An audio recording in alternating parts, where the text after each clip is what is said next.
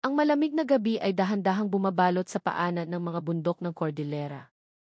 Sa isang liko ng Halsema Highway, kung saan ang ulap ay madalas bumababa upang yakapin ang mga puno ng pino, ang hanging amihan ay may dalang halimuyak ng basang lupa at ng kahoy na sinusunog. Ang amoy na iyon ay nagmumula sa isang maliit na kainan na yari sa kahoy at yero, nakatayo sa gilid ng kalsada na tila isang munting parola sa gitna ng kadiliman. Sa isang piraso ng kahoy na kupas na ang pintura, simpleng nakasulat ang mga salitang, "Kainan ni Tia Elena, kalderetang pampakalma." Ang kainan ay pag-aari ng isang biyudang nasa katanghalian ng kanyang buhay, si Aling Elena o Tia Elena sa kanyang pamangkin. Ang kanyang buhok ay may mga hibla ng puti, ngunit ang kanyang mga kamay ay nananatiling maliksi sa paghahanda ng mga sangkap at pagsisindi ng kalan de kahoy. Ang kanyang kainan ay naging kanlungan para sa mga driver ng truck ng gulay na bumibiyahe pa Maynila, mga naglalako, at mga manggagawa sa mga taniman ng strawberry sa paligid. Sa tuwing sasapit ang gabi at kumakapal ang hamog, ang liwanag mula sa gasera ni Tia Elena ay nagiging tanging ilaw sa madilim na kahabaan ng highway. At lahat ng nakakain na roon ay iisa ang sinasabi, iba ang luto ni Tia Elena. Mas malinamnam, mas mabango at may kung anong dalang kapanatagan. Si Tia Elena ay nakatira sa maliit na bahay sa likod ng kainan, kasama ang kanyang pamangkin na si Lara. Ang 21 taong gulang na dalaga ay dumating mula sa La Union pagkatapos makapagtapos ng kolehiyo. Ang plano niya nooy panandali ang manuluyan habang naghahanap ng trabaho sa Baguio. Ngunit pinakiusapan siya ni Tia Elena na manatili ng mas matagal. "Para may kasama naman ako, para hindi malungkot ang bahay," sabi nito. Pumayag si Lara. Lagi siyang humahanga sa kanyang tiyahin, kung paano nito na itaguyod ang sarili mula nang pumanaw ang asawa nito maraming taon na ang nakalilipas. Tuwing umaga, abala silang dalawa sa paghahanda para sa kainan. Si Lara ang nagwawalis sa bakuran, nagsasaing, at nagtitimpla ng mainit na kape para sa mga unang parokyano. Samantala, si Tia Elena ay nasa kusina, abala sa paggiling ng mga sangkap sa isang malaking almires na bato. Ang tunog ng pagdudurog ng mga rekado, kasabay ng tilaok ng manok at himig ng hanging dumaraan sa mga puno ng pino, ay lumilikha ng isang payapang ritmo ng buhay sa kabundukan. Nang hapong iyon, isang mahinang ambon ang nagsimulang bumagsak. Tinulungan ni Lara si Tia Elena na ibaba ang mga kortinang trapal sa harap ng kainan upang hindi pumasok ang ulan. Ang mga customer ay nanatili sa kanilang mga upuan, ninanamnam ang isang mangkok ng mainit na kaldereta at kaning bagong saing. Ang usok mula sa malapot at kulay gintong sarsa ay sumasayaw sa hangin. Ngumingiti si Lara sa tuwing maghahatid siya ng order. Ipinagmamalaki niyang nakakatulong siya. Ngunit sa likod ng lahat ng abalang iyon, may isang bagay na patuloy na gumugulo sa isip ni Lara. Gabi-gabi, pagkatapos umalis ng huling customer at maisara na ang kainan, palaging isinasara ni Tia Elena ang kusina ng napakahigpit. Hindi lang nakakandado ang pinto, pati ang maliit na bintana sa likod ay tinatakpan pa ng tabla. Kailanman ay hindi nakita ni Lara na naghanda ng mga sangkap ang kanyang tiya sa gabi. Pero sa hindi maipaliwanag na dahilan, ang kusina ay laging amoy sariwang sangkap tuwing umaga. Minsan, naglakas loob siyang magtanong. Ngunit isang marahang ngiti lang ang isinagot ni Tia Elena. "Ang sikreto ng kusina ang buhay ng kainan natin, anak. Kapag ito'y nabunyag, baka magsara tayo." Tumango na lang si Lara noon. Alam niyang maraming nagtitinda ng pagkain ang may mga lihim na resipe. Subalit, sa tuwing nakikita niya ang kanyang tiya na ikinakandado ang pinto ng kusina gamit ang isang malaki at kalawanging susi, may kakaibang pakiramdam sa kanyang puso. Tila mayroon pang mas malalim na dahilan kaysa sa simpleng mga sangkap lamang. Isang gabi, nawalan ng kuryente. Madalas mangyari iyon sa kanilang lugar kapag malakas ang ulan. Tanging ang liwanag ng Petromax sa kainan ang nagsisilbing ilaw. Tinutulungan ni Lara si Tia Elena na magligpit ng mga plato nang magsindi ito ng kandila sa kusina. Mula sa siwang ng pinto, nakita ni Lara ang anino ng kanyang tiya na mabilis na gumagalaw. Narinig niya ang tunog ng metal na nagkikiskisan at ang ingay ng isang bagay na dahan-dahang kinakaladkad sa sahig. Lilingon sana siya, ngunit bigla na lang lumabas si Tia Elena at marahang nagsalita. "Magpahinga ka na, Lara. Ako na ang bahala sa kusina." Ang boses nito'y kalmado ngunit may diin. Sumunod si Lara. Pumasok siya sa kanyang silid at sinubukang matulog, ngunit ang mga tunog mula sa kusina ay malabo pa ring naririnig. Isang mabigat na bagay ang inilipat at pagkatapos ay katahimikan. Ilang sandali pa, bumukas ang pinto sa likuran. Mula sa bintana ng kanyang silid, nasinaga ng kidlat ang bakuran. Nakita niya ang figura ni Tia Elena, malabo sa gitna ng ulan, may dalang isang malaking bagay patungo sa sagingan sa likod bahay. Pinigil ni Lara ang kanyang hininga. Hindi niya matukoy kung ano ang dala ng kanyang tiya, tila isa itong mabigat na sako. Lumakas ang ulan, nilalamon ang lahat ng tunog. Sa kanyang isipan, nagsimulang mamuo ang maraming tanong, ngunit pinigilan niya ang sarili. Masyadong mabait sa kanya si Tia Elena, masyadong matyaga, at puno ng pagmamahal. Hindi tama na paghinalaan niya ang taong kumukop at nag-alaga sa kanya. Kinaumagahan, sariwa ang hangin sa kanilang lugar. Ang hamog ay nakabitin pa sa mga dahon ng ligaw na damo sa gilid ng daan. Ang kainan ay bukas na mula pa alas 6. Si Tia Elena ay masigla na para bang walang nangyari kagabi.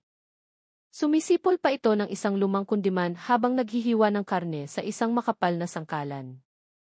Pinagmasdan siya ni Lara mula sa malayo. Ang hiwa ng karne ay mas matingkad ang kulay kaysa sa karaniwan. Tiya, karne po ba yan ng baka? Mahina niyang tanong. Lumingon sandali si Tia Elena at ngumiti. Naman, baka yan. Tumango si Lara, ngunit hindi pa rin mapalagay ang kanyang loob. Kakaiba ang itsura ng karne. Medyo kulay ube at mas pino ang mga litid. Ngunit pinili niyang manahimik. Baka dahil lang sa ilaw o baka guni-guni niya lang. Nang tanghaling iyon, muling dumagsa ang mga customer. Sila isasalit-salit na dumarating. May mga bagong galing sa taniman, mayroon ding mga driver ng truck mula sa Isabela. Lahat sila ay pumupuri sa kaldereta ni Tia Elena. Napakasarap po, tiya. Iba talaga ang lasa. Isang marahang tawa lang ang isinasagot ni Tia Elena. Nagpapasalamat siya ng mahina, ngunit mula sa gilid ng kanyang mga mata, nakikita ni Lara ang isang kakaibang pagod, na parang isang taong may itinatagong mabigat na lihim sa kanyang dibdib. Nang papalapit na ang gabi, muling bumaba ang hamog. Ang ilan ng gasera sa kainan ay sumasayaw dahil sa ihip ng hangin. Tinitigan ni Lara ang kanyang tiya na abala sa kusina. Sa likod ng malamlam na liwanag, ang mukha ni Tia Elena ay mukhang maamo, ngunit malayo ang tingin. Hindi alam ni Lara na ang gabing iyon ang magiging simula ng isang mahabang paglalakbay patungo sa isang sikretong hindi niya dapat malaman. Ang ulan sa kabundukan ay walang tigil ng gabing iyon. Ang bubong na yero ng kainan ay lumilikha ng ritmikong tunog na parang isang lumang kantang sumasabay sa katahimikan. Dala ng hangin ang amoy ng mga pampalasa at gata mula sa kusina ni Tia Elena, humahalo sa halimuyak ng basang lupa. Kanina pa sinusubukang matulog ni Lara, ngunit ayaw pumikit ng kanyang mga mata. May isang pagkabalisang hindi niya maipaliwanag. Sa tuwing naaalala niya ang tanawin kagabi, ang anino ng kanyang tiya na naglalakad sa gitna ng ulan habang may bitbit na malaking sako, ito'y muling bumabalik sa kanyang isipan. Pinikit ni Lara ang kanyang mga mata ng mariin, ngunit ang tunog ng kinakaladkad na sako sa lupa ay tila naririnig pa rin niya. Sinubukan niyang pakalmahin ang sarili sa pamamagitan ng lohikal na pag-iisip. Marahil ay mga sirang panindalang iyon o mga buto ng baka na kailangang itapon. Pinilit niyang maniwala, ngunit ang kanyang puso ay patuloy na tumututol. Bandang alas 11 ng gabi, marahang umingit ang pinto sa likuran. Pinigil ni Lara ang kanyang hininga. Mula sa siwang ng pinto ng kanyang silid, nakita niya ang malabong liwanag mula sa kusina. Dumaan ang anino ni Tia Elena, may dalang malaking timba. Ang mga hakbang nito ay dahan-dahan ngunit tiyak. Nais ni Lara na lumabas at magtanong, ngunit may pumipigil sa kanya. Umupo siya sa gilid ng kanyang kama, niyakap ang kanyang mga tuhod at nakinig. Mula sa kusina, narinig niya ang tunog ng metal na nakikiskisan. Pagkatapos ay ang tunog ng tubig na umaagos. Paminsan-minsan, may kasamang mahinang bulong mula kay Tia Elena, na para bang may kausap itong hindi nakikita. Ang boses nito'y malumanay, ngunit sa kakaibang paraan, nagpatindig ito ng kanyang mga balahibo. Huminahon ka lang, malapit nang matapos. Siguradong magugustuhan nila ang lasa. Tinakpan ni Lara ang kanyang mga tainga. Hindi niya kayang makinig pa.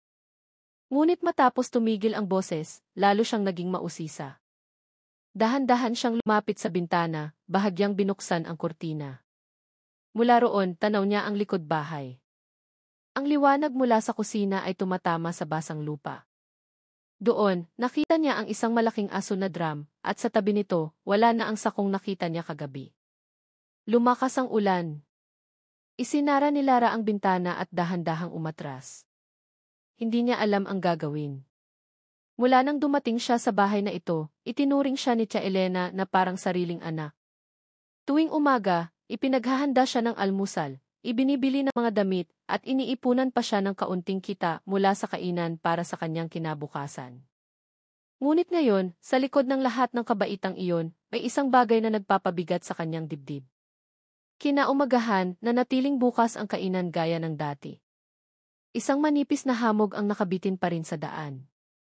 Dumating ang unang customer na nanginginig sa ginaw, umorder ng mainit na kaldereta at matamis na kape. Inihain ito ni Lara ng may ngiti, ngunit ang ngiting iyon ay pilit. Sinubukan niyang maging normal, kahit na ang isip niya ay lumilipad sa mga nangyari kagabi. Si Tia Elena ay kalmado gaya ng dati. Nakaupo ito sa isang maliit na bangko, nagdidikdik ng mga sangkap. Mahina siyang humuhuni ng isang lumang kundiman. Minsan, tiningnan niya si Lara at sinabing, kung ikaw na ang magpapatuloy ng kainan na ito, alagaan mo itong mabuti, ha? Huwag mong hahayaang malaman ng iba ang sikreto. Tiningnan ni Lara ang kanyang tiyan ng may pagtataka. Anong sikreto po? Ngumiti lang si Tia Elena at ipinagpatuloy ang pagdidikdik. Ang kanyang mukha ay maamo, ngunit ang kanyang mga mata ay malalim, na parang nagtatago ng isang karagatang hindi kayang abutin. Lumipas ang mga araw sa parehong ritmo. Pagsapit ng umaga, magluluto, sa tanghali, magsisilbi sa mga customer, sa gabi, isasara ang kainan. Ngunit gabi-gabi, pagkatapos ng 9:00, palaging ikinakandado ni Tia Elena ang pinto ng kusina at pinagpapahinga na si Lara.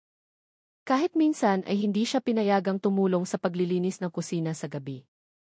Minsan, sinusubukan ni Lara na sumilip sa siwang ng pinto, ngunit palaging bigla na lang lilitaw si Tia Elena. Ang tingin nito ay matalim, hindi galit, kundi parang isang pakiusap na huwag nang ipagpatuloy ni Lara ang kanyang pag-uusisa. Hanggang isang gabi, ang pag-uusisa ay naging napakalaki para pigilan. Muling bumuhos ang ulan at nawalan ng kuryente gaya ng dati. Nakaupo si Lara sa kanyang kama, nakatingin sa liwanag ng Petromax na tumatago sa siwang ng pinto. Narinig niya ang mga yapak ni Tia Elena patungo sa kusina. Pagkatapos ay ang tunog ng timbang kinakaladkad at ang dahan-dahang pagbukas ng pinto sa likuran. Sa pagkakataong ito, hindi na napigilan ni Lara ang sarili. Tumayo siya at hinawi ang kortina ng bintana. Madilim sa labas, tanging ang mga kidlat ang paminsan-minsang nagbibigay liwanag sa bakuran. Sa isang kislap ng liwanag, nakita niya ang figura ni Tia Elena sa gitna ng ulan, suot ang isang lumang kapote, kinakaladkad ang isang mabigat na bagay. Isang sako na naman. Kinagat ni Lara ang kanyang labi, bumibilis ang tibok ng kanyang puso. Hindi niya makita ng malinaw kung ano ang laman, ngunit ang hugis nito ay hindi pantay, na parang isang malambot na bagay na puno ng mga hiwa-hiwalay na piraso. Huminto si Tia Elena malapit sa sagingan at nagsimulang maghukay gamit ang isang maliit na pala. Nilamon ng malakas na ulan ang lahat ng tunog, ngunit nakikita ni Lara ang mabagal at maingat nitong mga kilos. Matapos ang ilang minuto, tinabunan ni Tia Elena ang hinukay na lupa, marahang tinapik ito, at tumayo sandali habang nakatingin sa madilim na langit. Pagkatapos, bumalik siya sa bahay, dahan-dahang isinara ang pinto. Mabilis na isinara ni Lara ang kortina, nanginginig ang kanyang mga kamay. Sumandal siya sa dingding, mainit ang kanyang mga mata, dahil sa mga luhang halos tumulo na. Ano ba talaga ang itinatago ni Tia? Ang tanong na iyon ay paulit-ulit na umikot sa kanyang isipan buong gabi. Sa tuwing ipipikit niya ang kanyang mga mata, nakikita niya ang anino ni Tia Elena sa gitna ng ulan. Ang mukha nito'y malabo sa ilalim ng liwanag ng kidlat, may dalang isang sikretong tila nagmula sa ibang mundo. Ang ulan sa kabundukan ay walang tigil ng gabing iyon. Ang lamig ng hangin ay tumatagos hanggang sa buto. Matagal na nakatayo si Lara malapit sa bintana, nakatingin sa madilim na bakuran sa likod. Tanging ang tunog ng ulan sa yero ang naririnig, na parang isang mahabang bulong. Gulong-gulo ang kanyang isipan, at ang kanyang puso ay kumakabog ng walang ritmo. Sa kanyang ulo, ang imahe ng kanyang tiya na nagtatabo ng sako malapit sa sagingan ay paulit-ulit na umiikot, na parang isang bangungot na ayaw umalis. Umupo siya sa gilid ng kama, tinakpan ang kanyang mukha ng dalawang kamay. Sa kanyang puso, nag-aaway ang pakiramdam ng pagkakasala at takot. Gusto niyang maniwala na tira-tirang pagkain lang ang itinatapon ng kanyang tiya. Ngunit ang paraan ng paghihintay nito sa gabi, ang paraan ng paghukay nito sa gitna ng ulan, ay ginagawang imposible ang lahat ng iyon. Nagsimula na siyang magduda sa bawat amoy ng lutuin na dati niyang ipinagmamalaki. Dahan-dahang dumating ang umaga. Ang araw ay sumilip sa pagitan ng makakapal na ulap. Nagising si Lara na mabigat ang ulo at namumugto ang mga mata. Narinig niya ang boses ng kanyang tiya sa kusina, mahinang humuhuni, na para bang walang nangyari kagabi. Bukas na ang kainan. Ang kawali sa ibabaw ng kalan ay kumukulo na, puno ng kulay gintong sarsa. Ang malakas na amoy ng mga pampalasa ay bumalot sa hangin. Dahan-dahang lumakad si Lara papunta sa kusina. Si Tia Elena ay naghihiwa ng karne sa isang malaking sangkalan. Ang kanyang mga kamay ay maliksi, ang mga kilos nito ay regular. Ngunit may nakita si Lara na nagpahinto sa kanya sa may pintuan. Ang kulay ng karne ay hindi tulad ng dati, medyo mas maitim. Ang mga litid nito ay pino at siksik. Tia, karne po ba yan ng baka? Lumingon si Tia Elena nang may maliit na ngiti. Batang baka. Bakit? Mukha lang kasing medyo iba. Iba dahil sa mga pampalasa, sagot nito. Huwag ka ng maraming tanong tungkol sa kusina, anak. Tumulong ka na lang sa harap. Ang boses nito'y malumanay ngunit malamig. Tumango lang si Lara. Bumalik siya sa kainan, tinulungang ihanda ang mga plato at kubyertos, ngunit ang isip niya ay hindi maalis sa hiwa ng karne sa kusina. Nang araw na iyon, mas maraming customer ang dumating kaysa karaniwan. Marahil dahil sa malamig na panahon, naghahanap ang mga tao ng mainit na pagkain. Ang mga driver ng truck ay huminto sa gilid ng daan, nakaupo habang masarap na humihigop ng sabaw ng kaldereta. Ang tunog na kutsarang tumatama sa mangkok ay sumasabay sa kanilang mga tawanan. Parang lalong sumasarap, tiya. Ang lambot ng karne. Ngumiti si Tia Elena.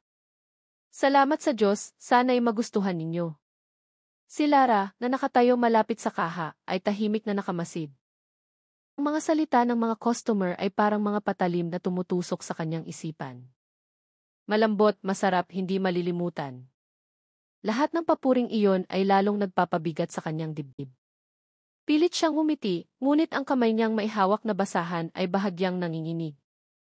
Nang gabi, matapos magsara ang kainan, hindi agad natulog si Lara.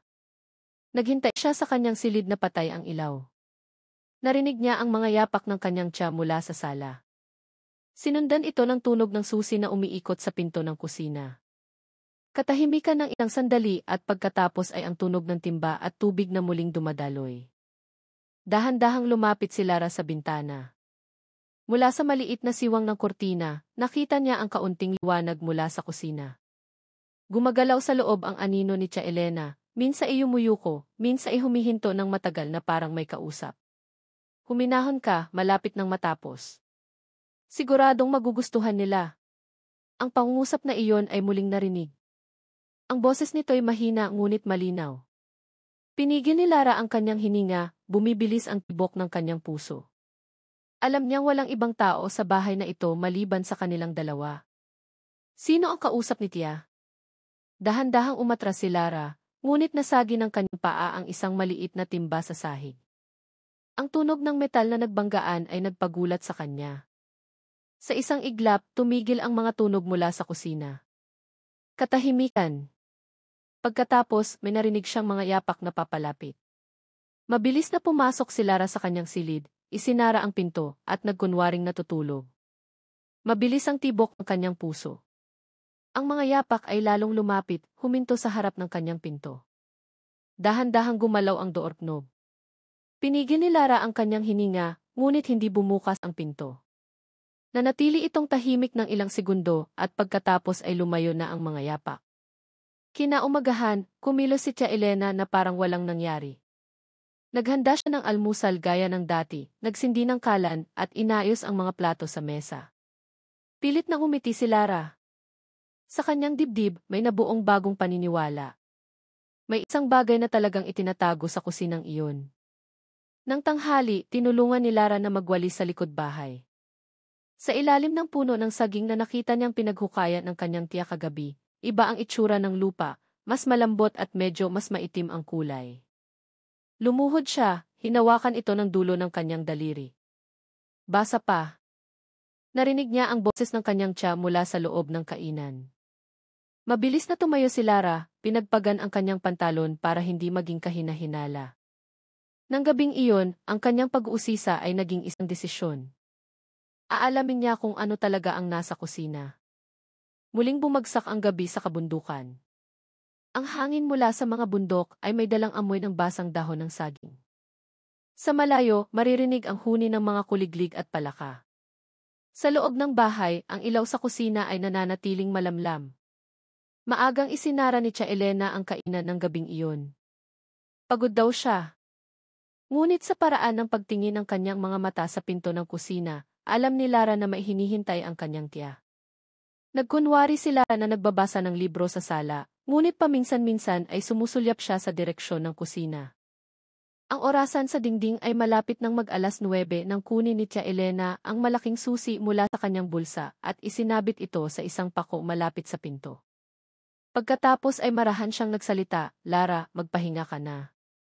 Liligpitin ko lang sandali ang kusina." "Sige po, tiya." Ang boses nito'y kalmado.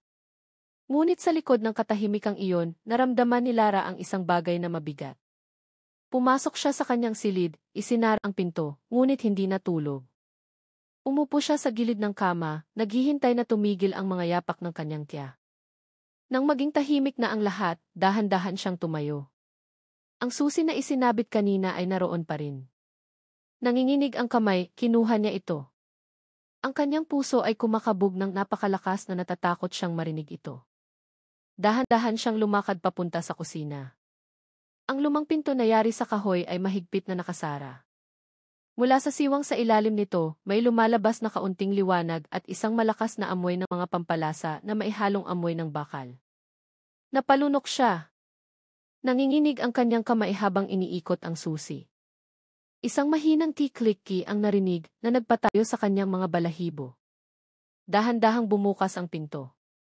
Isang mainit at mamasa-masang hangin ang sumalubong sa kanya.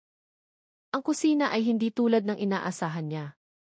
Sa ibabaw ng mahabang mesa, may isang malaking kaldero na puno ng malapot na dilaw na sarsa na kumukulo pa.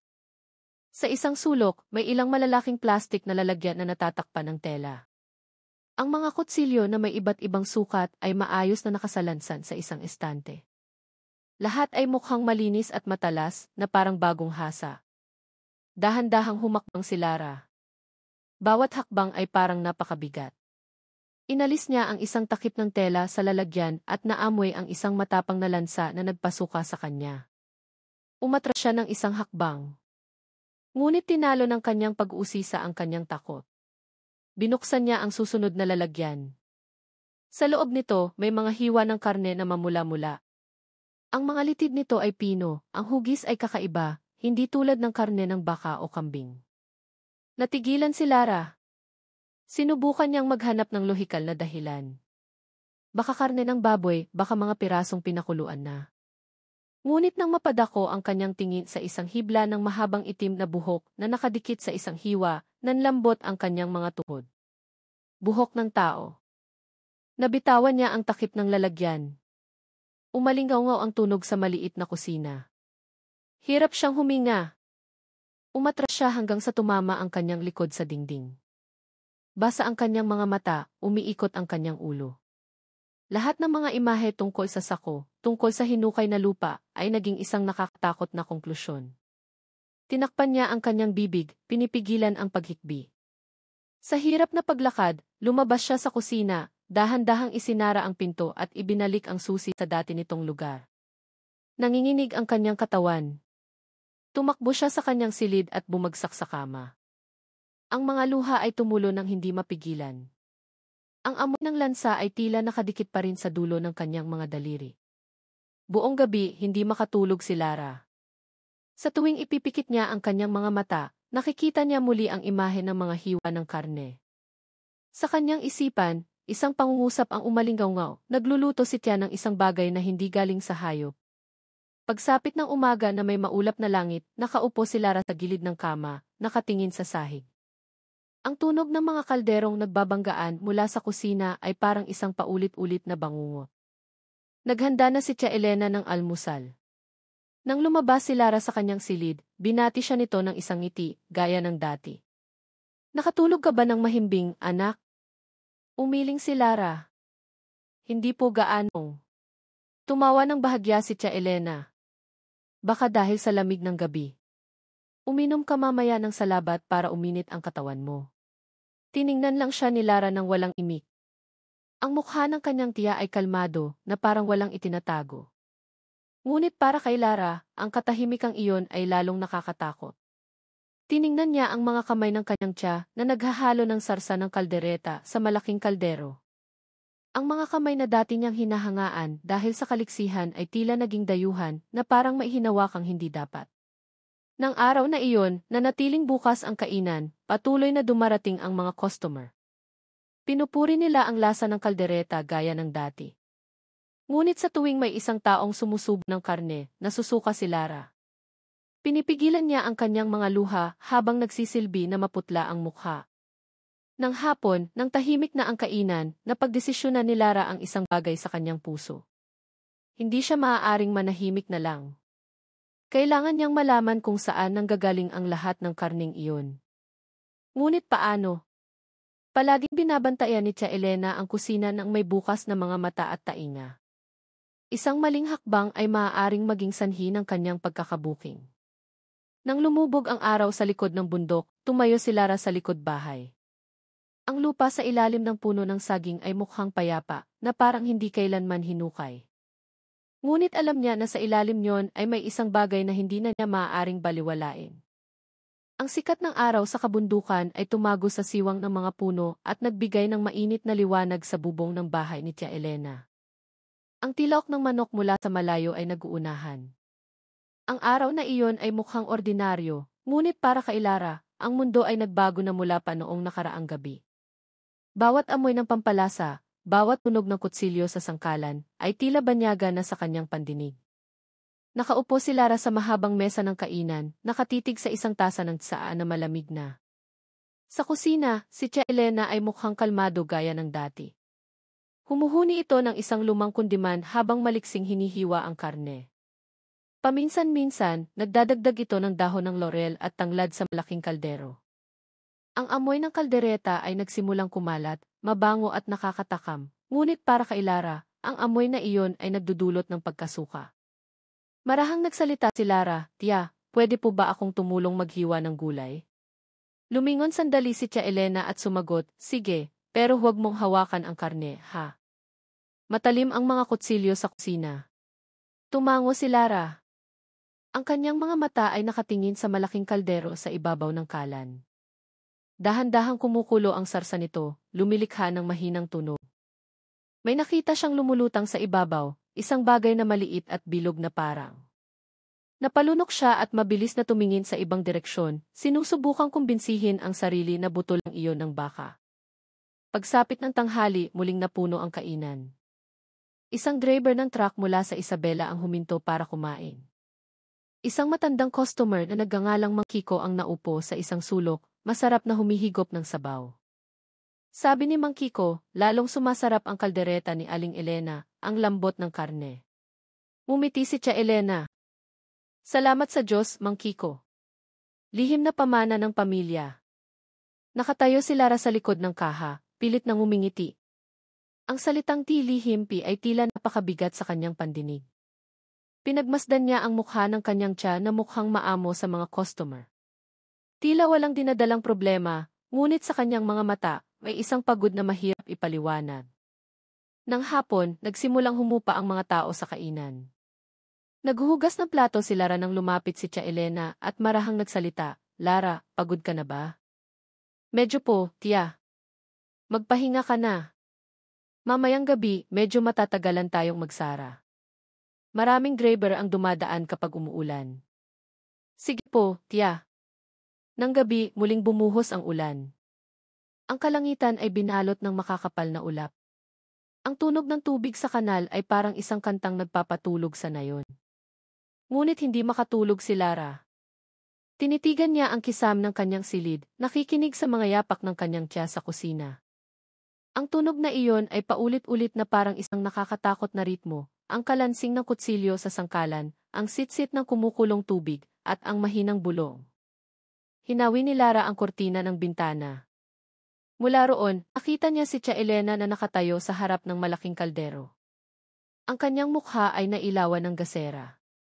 Ang mainit na singaw ay tumatakip sa bahagi ng kanyang mukha, na ginagawang malabo ang kanyang figura sa gitna ng hamog. Tila kinakausap ni Tia Elena ang kaldero. Hindi marinig ni Lara ng malinaw, tanging mga pira-pirasong salita ang kanyang nahagip. Huminahon ka lang, malapit nang matapos.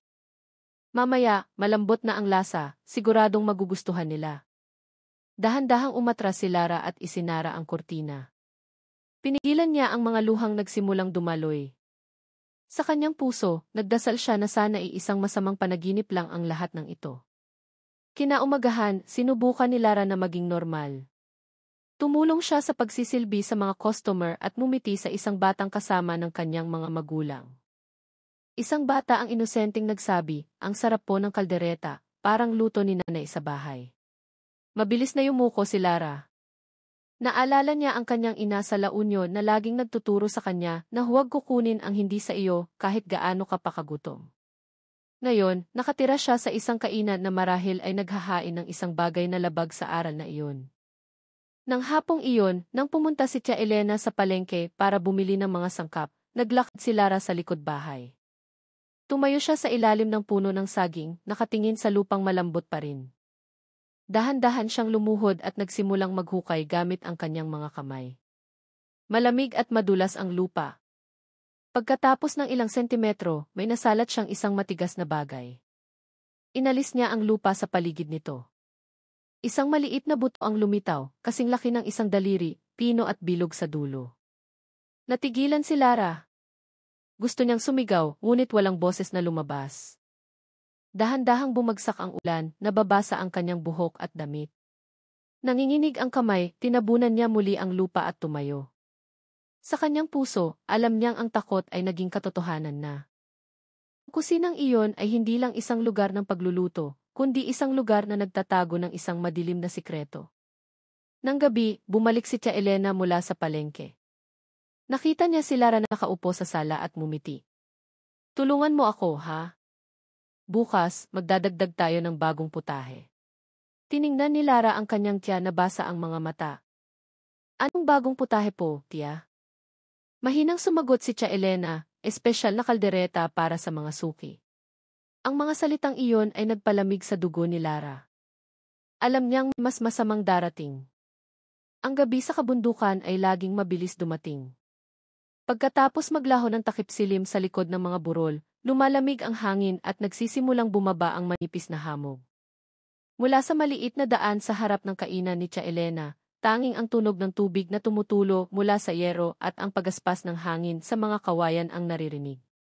Nakaupo si Lara sa kanyang silid, nakatingin sa madilim na screen ng kanyang cellphone. Iniisip niya ang lahat ng nangyari, mula sa sako sa ilalim ng ulan hanggang sa maliit na buto na natagpuan niya sa likod bahay. Sa labas, may humintong motorsiklo sa harap ng kainan. Hindi tulad ng dati, hindi ito customer. Mula sa likod ng kurtina ng bintana, nakita ni Lara ang isang lalaking nakasuot ng itim na jacket at sombrero na nagbaba ng dalawang malalaking sako mula sa motorsiklo. Hindi ito gaanong nagsalita, iniabot lang ang mga sako kay Tia Elena at umalis nang hindi lumilingon.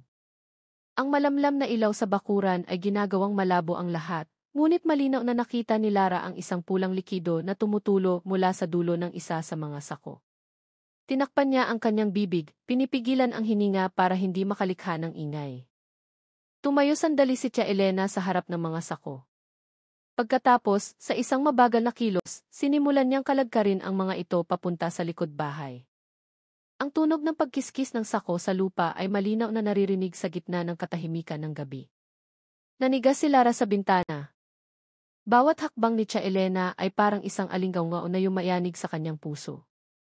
Gusto niyang sumigaw, gusto niyang tumakbo palabas, ngunit ang kanyang katawan ay tila paralisado.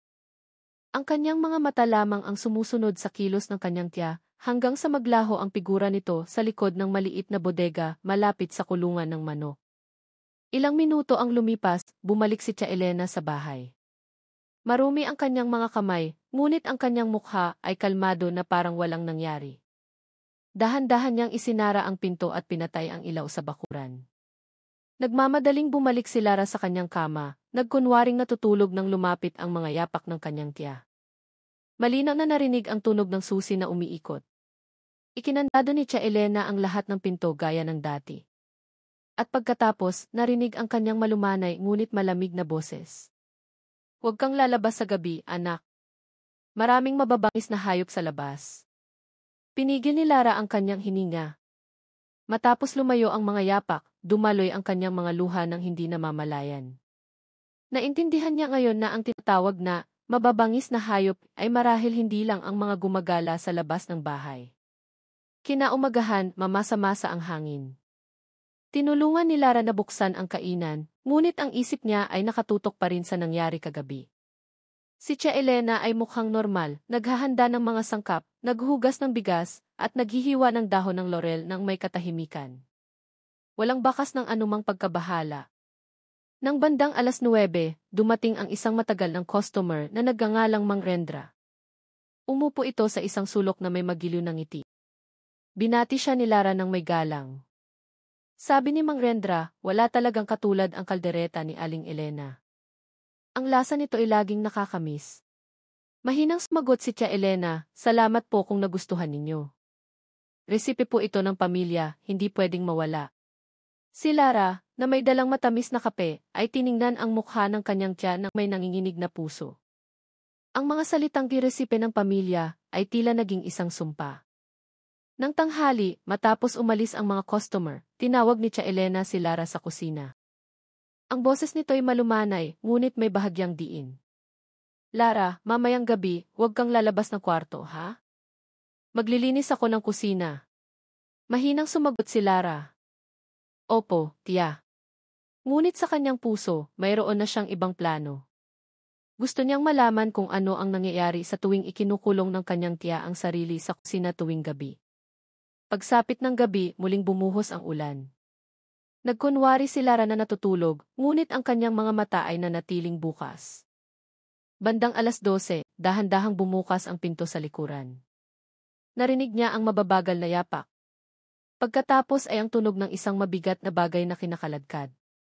Dahan-dahang bumangon si Lara, binuksan ang bintana ng kanyang silid. Mula roon, sa ilalim ng malabong liwanag ng buwan, nakita niya si Tia Elena na kinakaladkad ang isang malaking bagay mula sa bodega patungo sa likod bahay. Ang kulay abo na sako ay mukhang mabigat at basa. Sa tuwing gumagalaw ang sako, may malambot na tunog na parang karne na bumabagsak sa lupa. Tinakpan ni Lara ang kanyang bibig para hindi sumigaw. Ang kanyang dibdib ay masikip, ang kanyang mga mata ay mainit. Tinakpan ng manipis na ulan ang lahat ng tunog. Tanging ang tibok ng kanyang sariling puso ang malinaw na naririnig. Tiningnan niya hanggang sa maglaho ang kanyang tiya sa dilim. Ilang minuto ang lumipas, bumalik si Tia Elena sa bahay na walang emosyon ang mukha. Dahan-dahan niyang isinara ang pinto at muling ikinandado. Tumakbo si Lara sa kanyang kama, tinakpan ang mukha ng unan at umiyak ng walang tunog. Sa kanyang isipan, isang tanong lang ang paulit-ulit na umiikot. Ano ba talaga ang itinatago ni Tia sa ilalim ng lupa? Ang ulan ay mas malakas kaysa sa mga nakaraang gabi. Ang tunog ng tubig sa yero ay parang libu-libong karayom na tumutusok sa gabi. Sa kanyang maliit na silid, nakahiga si Lara, nakatingin sa mamasa-masang kisam. Hindi pa siya natutulog mula nang makita niyang kinaladkad ni Tia Elena ang malaking sako sa likod bahay. Sa tuwing ipipikit niya ang kanyang mga mata, muling lumilitaw ang imahe ng sakong iyon. Basa, mabigat at tahimik. Ang orasan sa dingding ay malapit ng mag-alauna. May marahang yapak na narinig mula sa sala. Pinigil ni Lara ang kanyang hininga. Huminto ang mga yapak sa harap ng pinto ng kusina. Pagkatapos ay ang tunog ng susi na dahan-dahang umiikot. Bumukas ang pinto. Katahimikan ng ilang segundo. At pagkatapos ay ang tunog ng metal na kinakaladkad at tubig na ibinubuhos sa isang malaking lalagyan. Umupo si Lara sa kama, nakatingin sa bintana ng kanyang silid na nakaharap sa likod bahay. Maingat siyang lumapit, bahagyang hinawi ang kurtina. Mula roon, nakita niya ang malamlam na ilaw ng kusina at ang anino ni Tia Elena na nakayuko malapit sa malaking mesa. Sa malayo, may narinig siyang parang bumubulong. Pinatalas ni Lara ang kanyang pandinig. Mahinang nagsasalita si Tia Elena, huminahon ka lang, malapit nang matapos. Hindi mo na mararamdaman ang sakit. Umatras si Lara ng 2 hakbang. Malinaw ang boses na iyon, hindi isang malabong bulong. Tiningnan niya ang bintana na nanlalaki ang mga mata. Sino ang kausap ni Tia sa gitna ng gabi? Walang ibang tao sa bahay maliban sa kanilang dalawa. Biglang may tunog ng metal na nahulog. Nagulat si Lara at tinakpan ang bibig para hindi sumigaw. May mga yapak na papalapit sa pinto sa likuran. Mabilis niyang pinatay ang ilaw sa kanyang silid at nagtalukbong ng kumot. Ilang segundo ang lumipas, marahang umingit ang pinto ng kanyang silid, na parang may nakatayong tao sa labas. Bahagyang gumalaw ang door knob. Pinigil ni Lara ang kanyang hininga, ngunit hindi bumukas ang pinto. Muling lumayo ang mga yapak. Nanatili siyang nakahiga sa dilim. Bukas ang kanyang mga mata. Sa kanyang isipan, may isang nakakatakot na ideya na nabuo. Marahil alam ni Tia Elena na madalas siyang nagmamasid. Pagsapit ng umaga, malamig at mamasa-masa ang hangin. Lumabas si Lara sa kanyang silid na maputla ang mukha. Nasa kusina na si Tia Elena, naghahanda ng almusal. Ang amoy ng ginigisang bawang ay bumalot sa silid. Binati siya nito ng isang malumanay na ngiti. Mukhang pagod ka. Hindi ka ba nakatulog? Mahinang sumagot si Lara. Medyo po. Baka sinisipon ako. Matagal siyang tiningnan ni Tia Elena at pagkatapos ay kalmadong nagsalita. Huwag kang masyadong mag-isip. Ang buhay ay kailangan lang nating harapin. Huwag masyadong mausisa. Ang boses nito'y malumanay, ngunit sa pandinig ni Lara, ito'y isang babala. Nang araw na iyon, nanatiling bukas ang kainan. Dumarating ang mga customer ng sasalit-salit, mas marami pa kaysa dati. Pinupuri nila ang lasa ng kaldereta na lalong sumasarap daw. May nagsabing mas malapot ang sabaw, may pumuri sa lambot ng karne. Nakatayo si Lara sa likod ng kaha, tinitingnan sila isa-isa. Bawat subo ay parang isang saksak sa kanyang dibdib. Nang hapon, matapos umalis ang huling customer, umupo si Tia Elena sa isang bangko sa harap. Tinitingnan niya ang daan na nagsisimula ng mabasa muli ng ulan. Ang boses nito'y mahina. Lara, kung isang araw ay malaman mo ang isang bagay na hindi mo dapat malaman, sana huwag mong kamuhian si Tia. Tiningnan siya ni Lara nang may pagtataka. Ano po ang ibig ninyong sabihin, Tia? Umiti lang si Tia Elena ng bahagya at tumayo, naglakad patungo sa kusina. Muling umikot ang susi. Nang gabing iyon, hindi na nakatiis si Lara. Nakaupo siya sa kanyang kama na namumugto ang mga mata at nanginginig ang mga daliri. Binuksan niya ang kanyang cellphone at nagsulat ng mensahe sa kanyang ina sa La Union, ngunit huminto ang kanyang mga daliri sa screen. Natatakot siya. Natatakot na isiping nag-iimbento lang siya. Natatakot na mag-alala ang kanyang ina. Tumingin siya sa bintana. Umuulan pa rin sa labas. Ngunit sa likod ng tunog ng ulan, may narinig siyang isang bagay na nagpatigil sa daloy ng kanyang dugo. Mula sa kusina, may narinig siyang parang umuungol. Mahina ngunit malinaw. Tumayo si Lara. Nanlaki ang kanyang mga mata, hirap siyang huminga. Ang tunog na iyon ay hindi tunog ng kaldero, hindi tunog ng kumukulong tubig. Iyon ay boses ng tao. Hindi pa rin tumitila ang ulan ng gabing iyon. Ang mamasa-masang hangin ay tumatago sa buto. Nakatayo si Lara sa harap ng pinto ng kanyang silid. Nanginginig ang kanyang katawan. Naririnig pa rin ang tunog mula sa kusina, mahina ngunit malinaw. Na parang isang taong nagtitiis ng sakit. Tinitigan niya ang pinto na nanlalaki ang mga mata. Ang tunog ng kalderong gumagalaw ay naririnig sa gitna ng ungol na iyon. Pinigil ni Lara ang kanyang hininga at dahan-dahang lumakad. Ang malamig na sahig ay nagpanginig sa kanyang mga paa. Hindi niya binuksan ang ilaw, umaasa lang sa malabong liwanag mula sa labas. Habang papalapit siya sa sala, lalong luminaw ang tunog. May paghinga, may tunog ng metal na nagkikiskisan, at sa gitna ng lahat, ang boses ni Tia Elena na mahinang nagsasalita. Sa barka lang, malapit ng matapos. Magiging maayos din ang lahat. Pinikit ni Lara ang kanyang mga mata. Nagsimulang tumulo ang kanyang mga luha. Gusto niyang bumalik, ngunit pinigilan siya ng kanyang pag-uusisa. Sumilip siya sa siwang ng pinto ng sala na bahagyang nakabukas. Mula roon, nakita niya ang dilaw na liwanag mula sa kusina. Ang anino ni Tia Elena ay dahan-dahang gumagalaw sa harap ng malaking kaldero. Tila nakayuko ito na parang may kinakausap sa ilalim ng mesa. Biglang tumigil ang tunog. Tanging ang sitsit ng kumukulong tubig ang natira. Dahan-dahang umatras si Lara at tumakbo pabalik sa kanyang silid. Isinara niya ang pinto at napaupo sa sahig. Tinakpan niya ang kanyang mukha. Nanginginig ang kanyang katawan. Alam niya na ngayon na ang kusinang iyon ay hindi lang isang lugar ng pagluluto. Pagsapit ng umaga na may makapal na hamog. Lumabas si Lara sa kanyang silid na nanghihina. Sa kusina, abala na si Tia Elena gaya ng dati. Kalmado ang kanyang mukha. Na para bang walang nangyari kagabi. Tiningnan niya si Lara at marahang nagsalita, "Mag-almusal ka muna, anak. Ipinagluto kita ng sinangag at tuyo, paborito mo." Umupo si Lara ng walang imik. Pinagmasdan niya lang ang kanyang tiya na maliksing naglalakad-lakad. Ang amoy ng lutuin na dati nagpapakalma sa kanya ay tila nakakasakal na ngayon. Nang tanghali, maraming tao sa kainan. Ang mga driver mula sa Nueva Vizcaya at Isabela ay sasalit-salit na humihinto. Pinupuri nila ang luto ni Tia Elena. Ang kanilang mga boses ay naghahalo sa tunog ng ulan sa labas. Isang customer ang nagsabi, "Ang lambot ng karne, Tia. Parang niluto ng may pagmamahal." Yumuko si Lara. Mabilis ang tibok ng kanyang puso.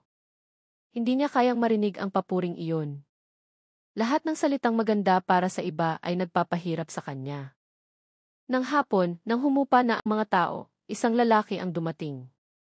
Payat ang kanyang mukha at malungkot ang kanyang mga mata.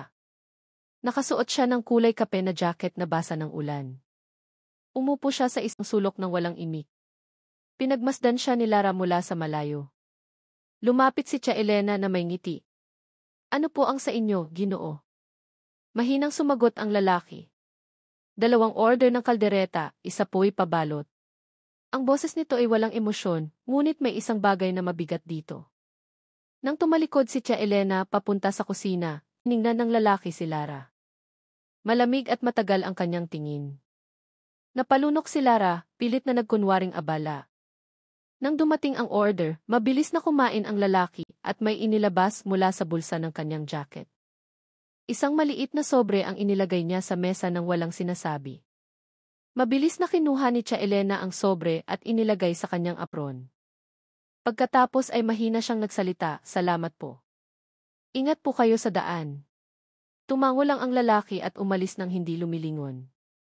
Nakatayo si Lara malapit sa pinto, naninigas ang katawan. Alam niyang hindi iyon ordinaryong bayad. Iba na rin ang mukha ni Tia Elena ng gabing iyon. Walang laman ang kanyang tingin, ngunit ang kanyang mga kamay ay bahagyang nanginginig habang pinupunasan ang mesa. Nang gabi, hindi makatulog si Lara.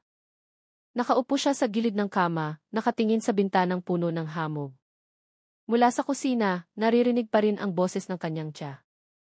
Sa pagkakataong ito, hindi isang ungol, kundi parang isang taong nakikipag-usap sa telepono o marahil ay nagdarasal ng may mahinang boses. "Pakidala bukas ng gabi, huwag mong ipaalam sa iba." Ang mga salitang iyon ay malabo ngunit malinaw para kay Lara. Tinakpan niya ang bibig, pinipigilan ang pag-iyak. Basa ang kanyang mga mata, mainit ang kanyang puso. Alam niya na ngayon na anumang nangyayari sa bahay na ito ay hindi lang kinasasangkutan ng kanyang tiya, may iba pang tao. May isang bagay na mas malaki kaysa sa inaakala niya. Hinawakan niya ang kanyang mga kamay ng mahigpit, bumubulong sa kanyang sarili, "Kailangan kong humanap ng paraan para matapos na ito bago mahuli ang lahat." Madilim ang kalangitan mula pa noong hapon. Ang mga ulap ay mabigat na nakabitin at hindi nagtagal, bumuhos ang malakas na ulan. Ang kainan, na karaniwang puno ng tao, ay may ilang customer na lang na sumisilong. Sa labas, ang daan ay naging putikan na nagpapahirap sa mga motorsiklo na umandar. Sa loob, ang amoy ng kaldereta na maihalong amoy ng basang lupa ay bumalot sa hangin. Nakatayo si Lara sa likod ng kaha. Pinagmamasdan niya ang bawat kilos ng kanyang tiya. Si Tia Elena ay nananatiling nakangiti habang nagsisilbi sa mga customer. Ngunit nakikita ni Lara ang anino ng pagod sa kanyang mukha. Mula ng gabing dumating ang lalaking naka-jacket na kulay kape at nag-iwan ng sobre, iba na ang pakiramdam sa bahay, mas tahimik, mas mabigat. Matapos umalis ang huling customer, isinara ni Tia Elena ang pinto ng kainan at pinatay ang ilang ilaw. Naglilinis ng mesa si Lara nang biglang magsalita ang kanyang tiya. Masaya ka ba na nakatira ka dito, Lara? Dahan-dahang tumango si Lara. Opo, tiya. Kahit na madalas akong managinip ng masama nitong mga huli. Huminto sandali si Tia Elena. Matagal niyang tiningnan si Lara nang may malalim na mga mata at pagkatapos ay mahinang nagsalita. Minsan, ang masamang panaginip ay dumarating hindi para takutin tayo, kundi para ipaalala ang isang bagay. Hindi sumagot si Lara. Umuulan pa rin sa labas, ngunit ang tunog nito ay tila nawala sa gitna ng tensyon sa loob ng silid. Nagpatuloy ang kanyang tiya, kung isang araw ay malaman mo ang isang bagay na hindi mo dapat malaman, huwag mong kamuhian si tiya, ha? Tiningnan ni Lara ang kanyang tiya nang may pagtataka. Ano po ang ibig ninyong sabihin, tiya? Hindi direktang sumagot si Tia Elena. Naglakad ito papunta sa bintana, tiningnan ang malakas na ulan, at pagkatapos ay bumulong. May mga bagay sa buhay na hindi maipapaliwanag ng tama at mali lang. Minsan, ang tao ay nagkakamali dahil gusto niyang mabuhay. Napalunok si Lara. Ang tunog ng ulan sa bubong ay lalong lumakas, na parang sinasabayan ang pangungusap na iyon. Naglakas loob siyang magtanong, nagsisisi po ba kayo, tiya? Lumingon si Tia Elena, basa ang kanyang mga mata, ngunit ang kanyang mukha ay nanatiling kalmado. Hindi lahat ng kasalanan ay matutubos ng pagsisisi.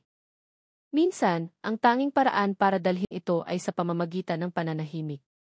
Naramdaman ni Lara na masikip ang kanyang dibdib. Halos maiyak na siya. Ngunit lumapit si Tia Elena, inilagay ang kamay sa kanyang balikat at marahang nagsalita, bata ka pa. Huwag mong ulitin ang mga pagkakamali ni Tia.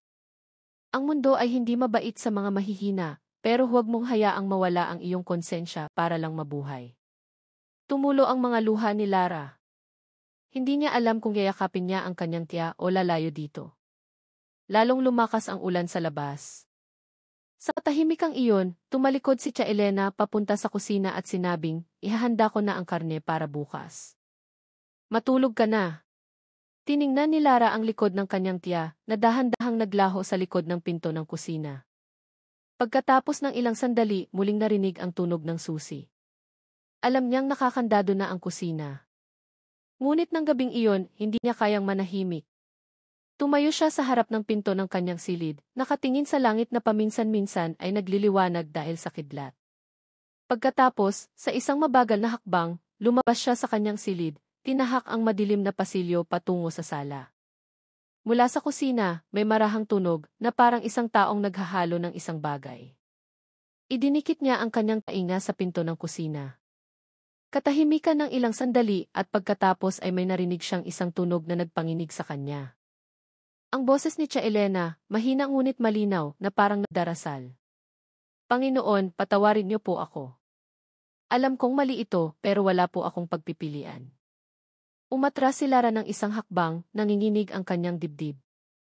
Matagal niyang tiningnan ang pinto at sinabi sa kanyang sarili, kung humihingi siya ng tawad, ibig sabihin alam niyang kasalanan ang ginagawa niya. Bumalik siya sa kanyang silid na nanghihina. Sa labas, kumidlat, nagliwanag ang buong likod bahay. Sa isang saglit, mula sa bintana ng kanyang silid, may nakita si Lara sa ilalim ng puno ng saging. Ang lupa doon ay mukhang bagong hukay at sa ibabaw nito ay may isang piraso ng puting tela na bahagyang nakabukas, basa ng ulan. Tinakpan ni Lara ang kanyang bibig, pinipigilan ang pagsigaw. Alam niya na ang nakita niya ay hindi na isang anino o hinala. Nang gabing iyon, nagpasya siya. Bukas ng umaga, bubuksan niya ang lahat. Dahan-dahang dumating ang umaga sa kabundukan. Nakabitin pa rin ang hamog sa ibabaw ng mga palayan at dala ng hangin ang amoy ng basang lupa mula sa ulan kagabi. Nagising si Lara na mabigat ang ulo. Tinitigan niya ang kisam ng kanyang silid, inaalala ang nakita niya sa likod bahay kagabi.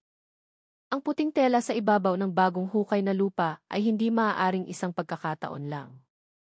Alam niyang kailangan ng sagot ngayong araw. Mas maagang nagising si Tia Elena. Mula sa kusina, narinig ang tunog ng kalderong nagbabanggaan at ang malakas na amoy ng mga pampalasa. Umupo si Lara sa gilid ng kama, nakatingin sa bintanang puno pa rin ng hamog. Alam niyang hindi magiging madali ang pag-alam sa itinatago ng kanyang tiya. Ngunit ang manahimik ng mas matagal ay lalo lang siyang pahihirapan. Nang pumunta si Tia Elena sa palengke, nagsimula ng kumilos si Lara. Alam niyang ang susi ng kusina ay karaniwang nakatago sa isang maliit na aparador malapit sa kainan.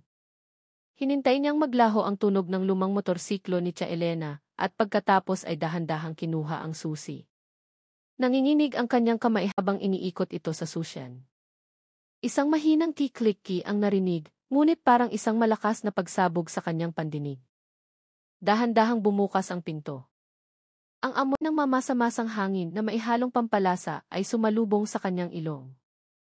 Pumasok ang sikat ng araw mula sa maliit na bintana, nagbibigay liwanag sa silid na dati naiisip lang niya. Ang kusina ay mukhang maayos, ngunit sa bawat sulok nito, may isang bagay na nagpapasuka sa kanya.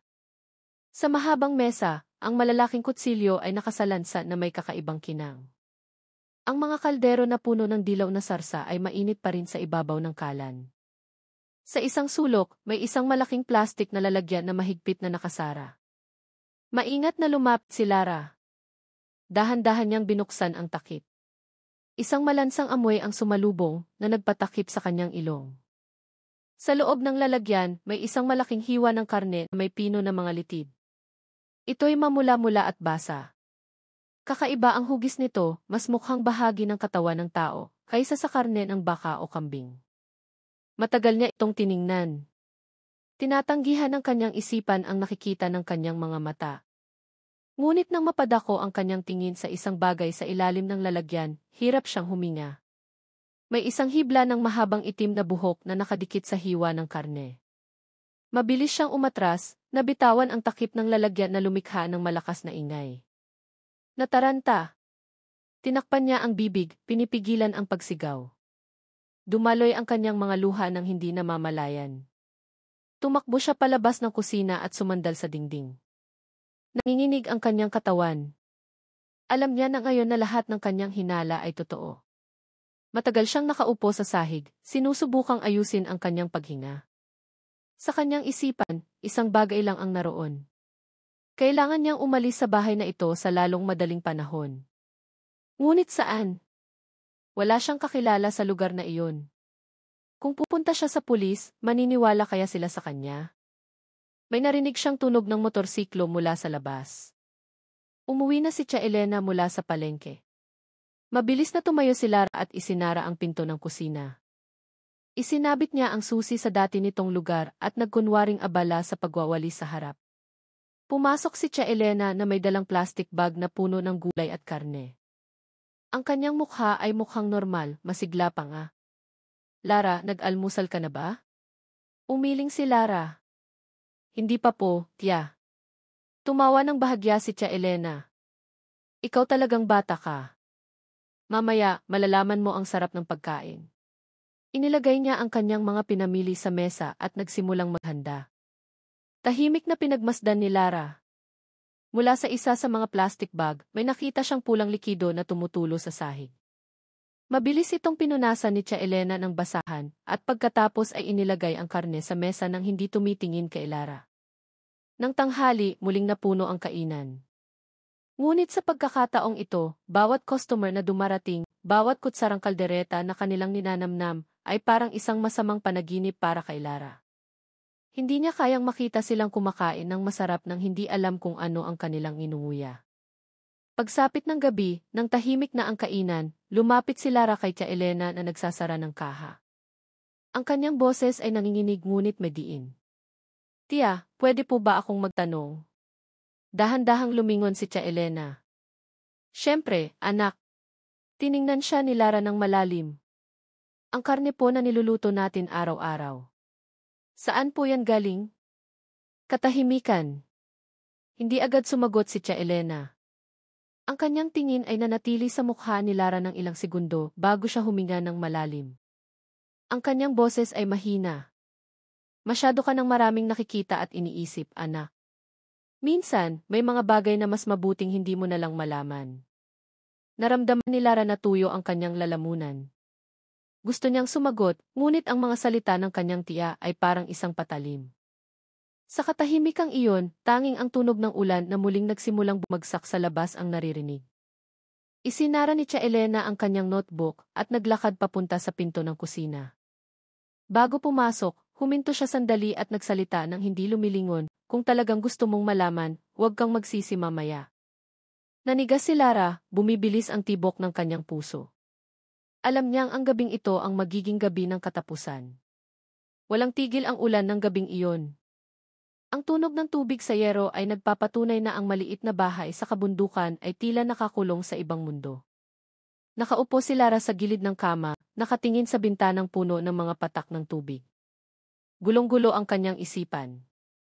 Gusto niyang tumakbo, ngunit ang kanyang mga hakbang ay tila napakabigat. Ang imahe ng mga hiwa ng karne sa kusina ay patuloy na bumabagabag sa kanyang isipan. Mula sa sala, narinig ang boses ng kanyang tiya. Si Tia Elena ay nakikipag-usap sa telepono ng mahina. Hindi marinig ni Lara ng malinaw, ngunit ilang salita ang tumagos sa ingay ng ulan. Ipadala mo ngayong gabi, huwag nang hintayin ang umaga. Nanigas ang katawan ni Lara. Lumapit siya sa pinto ng kanyang silid, idinikit ang tainga sa kahoy. Narinig ang mga yapak ng kanyang tiya, at pagkatapos ay bumukas ang pinto sa harap. Pumasok ang malamig na hangin kasama ang tunog ng isang sasakyan na huminto sa labas. Sumilip si Lara sa siwang ng kortina ng bintana. Sa bakuran, sa ilalim ng ulan, isang lalaki ang bumaba mula sa isang sasakyang may takip na trapal. Hindi makita ang kanyang mukha, tanging ang anino ng isang matangkad na katawan na nakasuot ng madilim na kapote. Binuksan niya ang likod ng sasakyan at ibinaba ang dalawang malalaking sako. Hawak ni Tia Elena ang isang flashlight, tinututukan ang lupa para makita ng lalaki ang daan. Mahina silang nag-usap, ngunit ang ekspresyon ng kanyang tiya ay tensyonado. Pagkatapos ng ilang minuto, bumalik ang lalaki sa sasakyan at umalis. Tumayo si Tia Elena sa gitna ng ulan, nakatingin sa dalawang malalaking sako na ngayon ay nakalatag malapit sa kulungan ng manok. Pinigil ni Lara ang kanyang hininga. Alam niya kung ano ang laman ng mga sakong iyon. Dahan-dahang kinaladkad ng kanyang tiya ang mga sako papunta sa likod bahay. Ang tunog ng basang tela na kumikiskis sa putik ay nagpatayo sa kanyang mga balahibo. Umatras siya mula sa bintana. Nanginginig ang kanyang katawan. Sa kanyang isipan, isang bagay lang ang naroon. Hindi ito maaaring hayaan. Nang maglaho ang mga yapak ng kanyang tiya sa labas, binuksan ni Lara ang pinto ng kanyang silid at dahan-dahang bumaba sa hagdanan. Malakas pa rin ang ulan, ngunit wala siyang pakialam. Kinuha niya ang isang jacket at flashlight at lumabas sa gilid na pinto. Ang lamig ng gabi ay tumusok sa kanyang balat, nagpanginig sa kanya. Dahan-dahan siyang naglakad sa gitna ng mga anino ng puno ng saging patungo sa likod bahay. Ang liwanag ng kanyang maliit na flashlight ay tumama sa maputik na lupa. Malapit sa kulungan ng manok, nakita niya ang isang bagong hukay na lupa. Sa tabi nito, nakalatag ang dalawang malalaking sako. Isa ay nakasarpa, ang isa ay bahagyang nakabukas. Mula sa siwang nito, may nakita siyang isang bagay na nagpatigil sa tibok ng kanyang puso. Isang maputlang balat ng tao, basa, na may mahabang itim na buhok na nakadikit sa dulo. Nabitawan ni Lara ang flashlight. Ang liwanag ay gumalaw-galaw, tumama sa kanyang sariling mukha na ngayon ay basa na ng ulan at luha. Gusto niyang sumigaw, ngunit ang kanyang lalamunan ay tila nakasara. Tinakpan niya ang kanyang bibig, pinipigilan ang paghikbi. Bigla, mula sa likuran, may narinig siyang mga yapak. Ang tunog ay mahina ngunit tiyak. Lumingon si Lara. Nakatayo roon si Tia Elena, walang payong. Basang-basa ang kanyang katawan sa ulan. Kalmado ang kanyang mukha, ngunit ang kanyang mga mata ay walang laman. Tia, ano po ito? Ang boses ni Lara ay halos hindi marinig sa gitna ng ingay ng ulan. Hindi sumagot si Tia Elena. Lumapit ito at tiningnan ang nakabukas na sako. Sa isang walang emosyon na tono, sinabi niya, nakita mo na pala. Umatras si Lara ng isang hakbang at nagsalita ng nanginginig ang boses, Tia, hindi po ito paraan para mabuhay, kasalanan po ito. Matagal siyang tiningnan ni Tia Elena. Sa ilalim ng liwanag ng kidlat, ang kanyang mukha ay mukhang matanda at pagod. Sa wakas, nagsalita ito, walang pakialam ang mundo sa mga taong tulad natin, Lara. Kung hindi tayo magiging malakas, tayo ang kakainin. Umiling si Lara. Ang mga luha ay humalo sa ulan sa kanyang mukha. Hindi po, Tia, ang ginagawa natin sa kanila ay hindi kailanman magliligtas sa atin. Ngumiti si Tia Elena ng bahagya, isang ngiti na mas mukhang isang sugat. Marahil tama ka, pero huli na ang lahat. Naglakad ito palampas kay Lara, muling isinara ang sako at nagsalita ng hindi lumilingon, pumasok ka na sa bahay. Huwag mo itong ikukwento kahit kanino. Nanigas si Lara, patuloy na bumubuhos ang ulan, binabasa ang lahat, kasama na ang sikretong hindi na maitatago. Nang sa wakas ay bumalik siya sa kanyang silid, nanginginig ang kanyang katawan. Tiningnan niya ang cellphone sa mesa, nag-iisip. Pagkatapos, nanginginig ang kamay, binuksan niya ang kamera, kinuna ng litrato ang likod bahay mula sa bintana. Isang larawan ay sapat na para sa ebidensya. Alam niyang ang gabing ito ay simula ng katapusan. Malungkot ang umaga sa kabundukan. Nakabitin pa rin ang mga ulap sa ibabaw ng mga palayan na puno ng tubig. Dala ng hangin ang amoy ng basang lupa at isang bahagyang lansa mula sa likod bahay. Nakaupo si Lara sa mesa na maputla ang mukha. Namumugto ang kanyang mga mata dahil hindi siya nakatulog buong gabi. Lumabas si Tia Elena mula sa kusina na may dalang 2 tasa ng kape.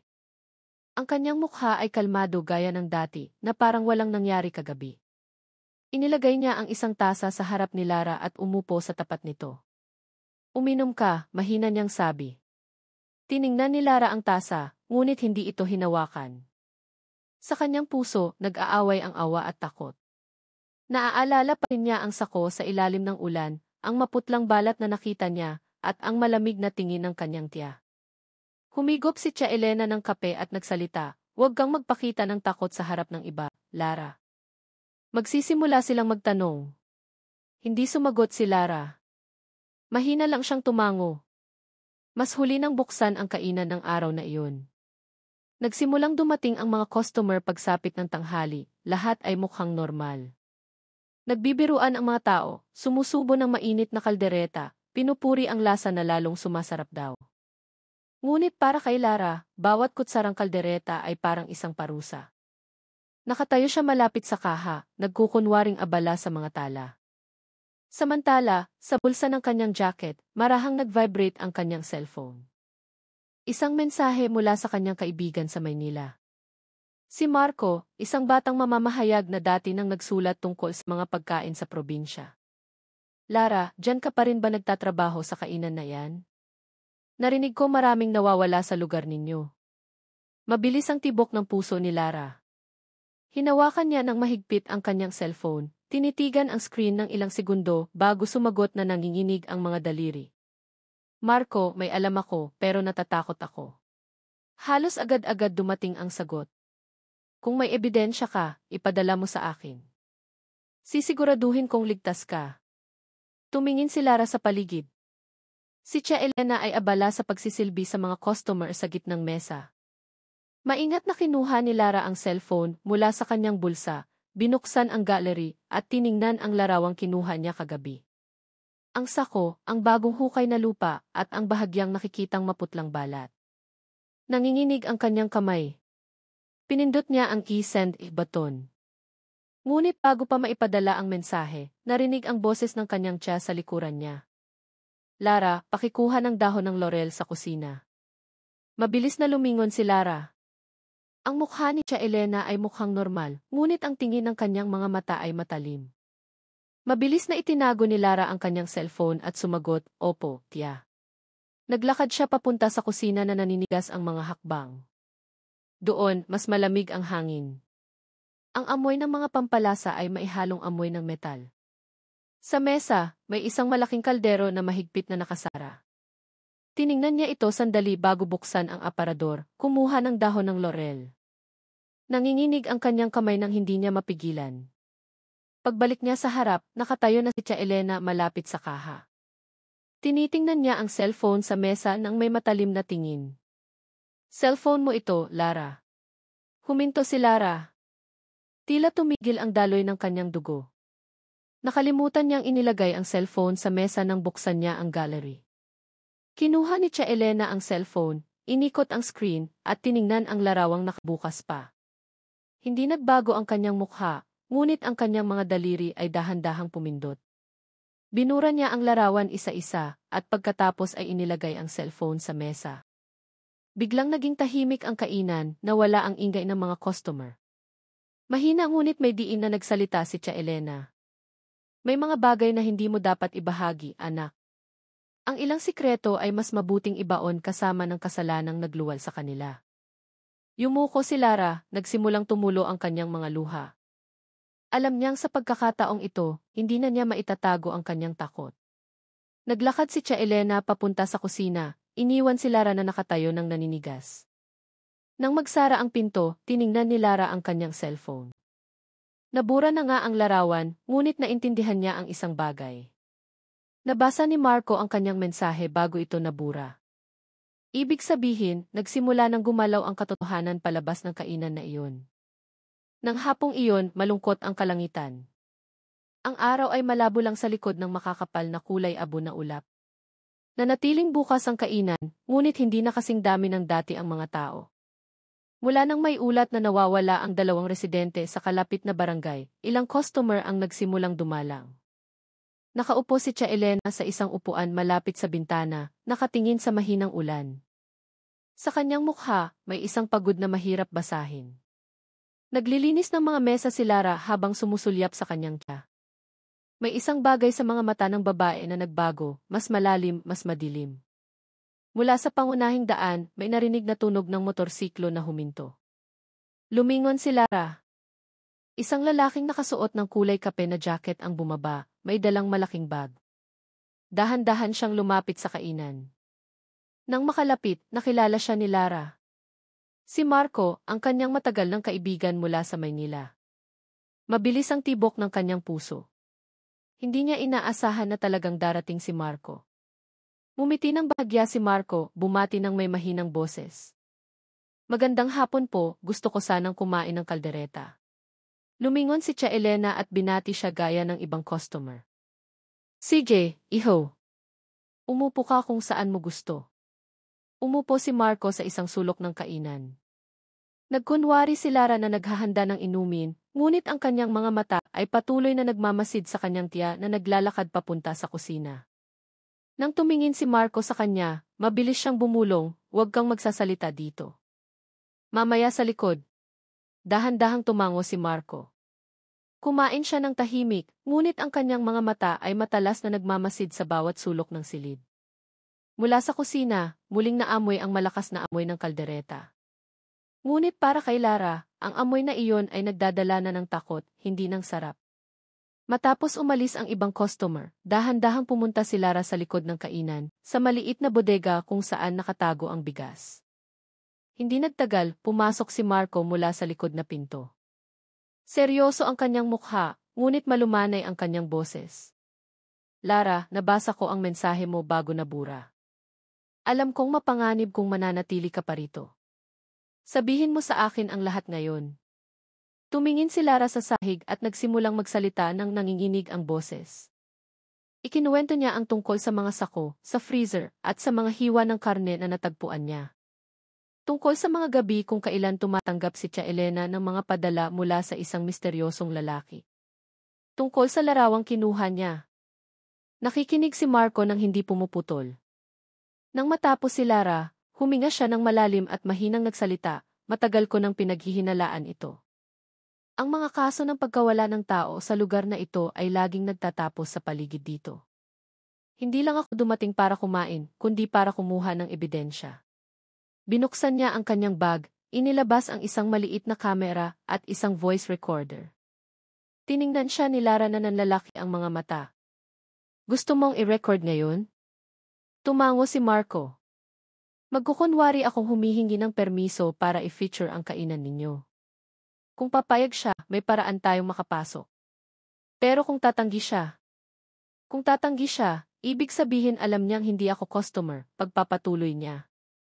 May narinig na mga yapak mula sa labas. Lumitaw si Tia Elena sa pinto ng bodega. Nakangiti ang kanyang mukha, ngunit matalim ang kanyang mga mata. Anong ginagawa ninyo rito? Nag-aalangan si Lara.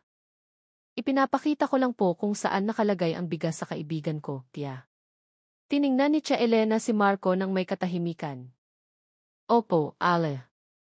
Isa po akong food journalist mula sa Maynila. Sikat na sikat po ang kainan ninyo.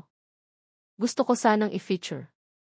Matagal siyang tiningnan ni Tia Elena at pagkatapos ay dahan-dahang ngumiti. Aba, journalist pala. Matagal nang walang dumadalaw mula sa labas. Sige, pero huwag masyadong gabi. At ang kusina ko ay hindi para sa litrato.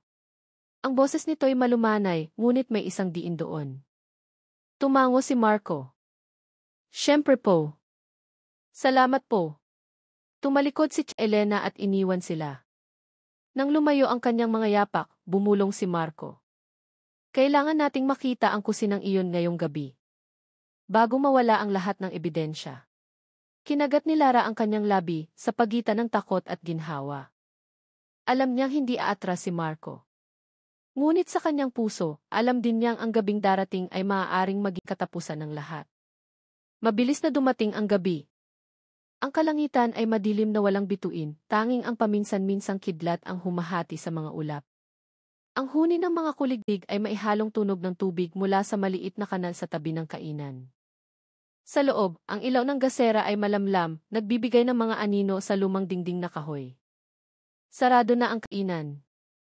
Ang tablang may nakasulat na ikainan ni Tia Elena, kalderetang pampakalma, ay nakatagilid dahil sa hangin. Nakaupo si Lara sa isang mahabang upuan, hawak ang kanyang cellphone. Naghihintay ng senyas mula kay Marco. Malapit nang mag-alas 11 ng gabi nang lumitaw si Marco mula sa likod. Nakasuot siya ng itim na jacket at sombrero para itago ang kanyang mukha. Sa kanyang kamay, handa na ang isang maliit na kamera. Handa ka na ba, Lara? Tumango si Lara. Tensyonado ang kanyang mukha, ngunit ang kanyang mga mata ay puno ng determinasyon. Dahan-dahan silang lumakad papunta sa kusina, ang lugar na laging nakakandado. Ngunit ang pinto ngayon ay hindi nakakandado. Marahil nakalimutan ni Tia Elena, o marahil ay hinihintay na sila. Pagbukas ng pinto, ang amoy ng mga pampalasa na may halong lansa ay sumalubong sa kanila. Binuksan ni Marco ang kamera na may maliit na flashlight. Ang liwanag ay tumama sa malaking kaldero na may kalahati pang dilaw na sarsa, sa mga kutsilyong maayos na nakasalansan, at sa freezer sa isang sulok. Napalunok si Lara. Iyon ang lugar na laging bumabagabag sa kanyang mga panaginip. Lumapit si Marco, dahan-dahang binuksan ang takip ng freezer. Lumabas ang malamig na hangin, lumilikha ng manipis na hamog. Tinutukan niya ng ilaw ang loob at na-record ng kamera ang lahat. Mga piraso ng katawan ng tao, nakabalot sa malinaw na plastik. Pinigil ni Marco ang kanyang hininga. Tinakpan ni Lara ang kanyang bibig para hindi sumigaw. May ebidensya na tayo, mahinang bulong ni Marco. Kailangan nating umalis bago siya dumating. Ngunit bago pa nila mapatay ang kamera, may narinig na mga yapak mula sa sala. Mabagal ngunit mabigat na mga yapak, sinundan ang tunog ng pinto sa harap na ikinakandado mula sa labas. Tiningnan ni Lara si Marco na nanlalaki ang mga mata. Siya na iyan, bulong ni Lara na paos ang boses. Biglang namatay ang ilaw sa kusina. Tanging ang liwanag mula sa kamera ang natira. Lalong lumapit ang mga yapak. Sa dilim, narinig ang mahinang boses ni Tia Elena. Hindi kayo dapat narito. Mas pinaliwanag ni Marco ang flashlight. Nakatayo si Tia Elena sa pintuan. Tuwid ang kanyang katawan, ang kanyang mukha ay bahagyang natatakpan ng anino. Aling Elena, isa po akong journalist. Gusto ko lang malaman ang katotohanan. Matagal siyang tiningnan ni Tia Elena at pagkatapos ay nagsalita ng walang emosyon. Ang katotohanan ay hindi maibabalik ang anuman, iho. Hindi ang buhay, hindi ang gutom, hindi rin ang pagsisisi. Tiningnan ni Lara ang kanyang tiya na may mga luha sa mukha. Tiya, tama na po. Sobra na po. Tumingin si Tia Elena kay Lara at sa unang pagkakataon, ang kanyang mga mata ay mukhang marupok. Huminga siya ng malalim. Tumigil na ako, anak. Pero hindi ako hinayaan ng mundo na tumigil. Mula sa labas, may narinig na tunog ng sasakyan na huminto sa harap ng kainan. Lumingon si Lara na natataranta. Darating na siya, mahinang bulong ni Tia Elena. Sino po, tiya? Namatay ang makina. Pagkatapos, malakas na isinara ang pinto ng sasakyan. Mula sa likod ng kurtina ng bintana ng kusina, lumitaw ang anino ng isang lalaking nakaitim na jacket na naglalakad papunta sa bahay. Mabilis na itinago ni Marco ang kamera sa ilalim ng mesa. Tumayo si Tia Elena ng tuwid na parang handa ng harapin ang isang taong matagal nang hinihintay. Hinawakan ni Lara ng mahigpit ang kamay ni Marco. Mahinang nagsalita si Tia Elena nang hindi lumilingon, kung gusto ninyong mabuhay, magtago kayo sa bodega ngayon. Pero Tia, bilis! Hinila ni Marco si Lara papunta sa likod na pinto. Tumakbo sila papunta sa bodega at nagtago sa likod ng mga sako ng bigas. Mula sa siwang ng dingding na kawayan, nakita nilang bumukas ang pinto ng kusina. Pumasok ang lalaking nakaitim na jacket. Malaki ang kanyang boses. Nakarating na ang huling padala, pero narinig kong may problema. Sumagot si Tia Elena ng may mahinang boses. Walang problema. Naayos ko na ang lahat. Lumapit ang lalaki at tiningnan ang freezer na nakabukas pa. Tumawa siya ng bahagya. Kahanga-hanga ka talaga, Elena, pero parang may nakalimutan ka. Ano? Tumingin ang lalaki sa paligid at bumulong ng malamig. Mga saksi. Tumingin siya ng diretso sa direksyon ng bodega. Pinigil ni Lara ang kanyang hininga, nanigas ang kanyang katawan. Hinawakan siya ni Marco ng mahigpit, handa ng tumakas. Ngunit bago sila gumalaw, may narinig na malakas na tunog. Isang maliit na sigaw mula kay Tia Elena, sinundan ng tunog ng isang mabigat na bagay na bumagsak. Gustong tumakbo ni Lara palabas, ngunit pinigilan siya ni Marco. Hintayin mo. Mabilis na mga yapak at pagkatapos ay katahimikan. Tanging ang tunog ng ulan sa labas. Nang sa wakas ay naglakas loob silang lumabas sa bodega, walang tao na sa kusina.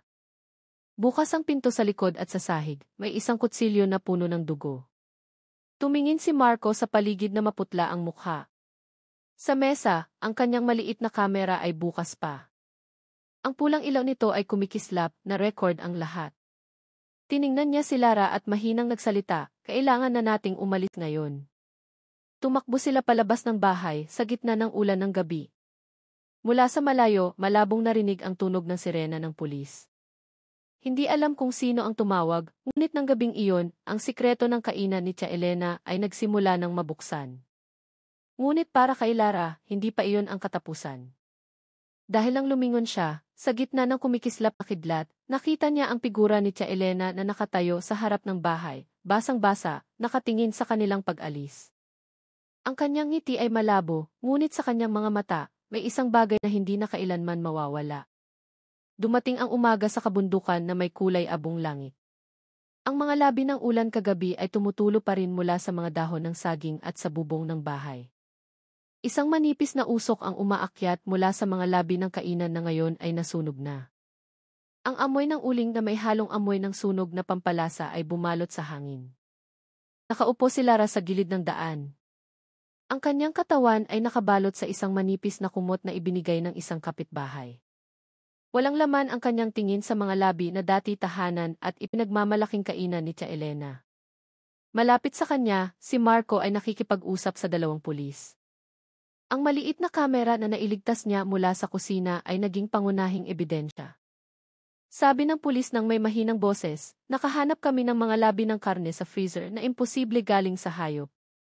Hinahanap na rin namin ang lalaking dumating kagabi. Tumango lang si Lara. Hindi siya makapagsalita. Sa kanyang isipan, naaalala pa rin niya ang mukha ng kanyang tiya na nakatayo sa gitna ng ulan na may kalmadong mga mata na parang tinatanggap ang anumang mangyayari. Lumapit si Marco, umupo sa tabi ni Lara. Ang kanyang boses ay mahina ngunit matatag. Tapos na ang lahat, Lara. May sapat na silang ebidensya. Umiling si Lara. Hindi pa talaga siya nawawala. Tiningnan siya ni Marco nang may pagtataka. Dahan-dahang lumingon si Lara sa direksyon ng mga labi ng kusina. Umuusok pa rin ang abo, ngunit sa gitna ng mga sunog na kahoy, may isang bagay na kumikinang. Isang pilak na singsing na dati suot ni Tia Elena ay buo pa rin, nagniningning sa ilalim ng liwanag ng umaga. Tumayo si Lara, lumapit. Pinulot niya ang singsing at hinawakan ng mahigpit. Tumulo ang mga luha sa kanyang palad. Sa kanyang puso, bumulong siya, "Tia, sana'y patawarin ka ng Diyos sa lahat ng iyong kasalanan." Ilang araw ang lumipas, ang balita tungkol sa kainan sa kabundukan ay napuno sa mga pahayagan. Dumating ang mga mamamahayag mula sa iba't ibang lungsod, sinusubukang alamin ang misteryo sa likod ng madilim na kwento. Dumating ang mga tao, ang ilan ay mausisa, ang ilan ay hindi makapaniwala. May umiyak dahil sa isiping nakakain na sila roon. Mayroon ding tahimik na nagdasal sa harap ng mga labi ng kainan. Paulit-ulit na tinanong si Lara at si Marco. Sa tuwing babanggitin ang pangalan ni Tia Elena, nanginginig ang boses ni Lara. Hindi niya ito tinawag na isang kriminal. Tinawag niya itong isang taong naligaw dahil sa gutom at kalungkutan. Sa ika-7 araw pagkatapos ng sunog, bumalik si Lara sa lugar na iyon ng mag-isa. Nagdala siya ng mga bulaklak ng sampagita at isang tali ng dahon ng laurel. 2 bagay na laging ginagamit ng kanyang tiya sa bawat luto. Matagal siyang yumuko sa harap ng dating kusina. Ang hangin ay dumaan sa mga kawayan na parang ibinabalik ang amoy ng nakaraan. Sa kanyang puso, naaalala niya ang lahat ng kabutihan ng kanyang tiya bago nagbago ang lahat. Ang paraan ng malumanay na pagpuna ni Tia Elena, ang kanyang maliit na tawa habang nagluluto, at ang dasal na lagi niyang binubulong bago sindihan ang kalan. Mahinang bumulong si Lara. "Tia, alam kong hindi naging madali ang buhay para sa iyo, pero alam ko rin na walang talagang nawawala kung ang ating pagsisisi ay naroon pa sa mata ng Diyos." Ikininalat niya ang mga bulaklak sa itim na lupa at pagkatapos ay lumayo.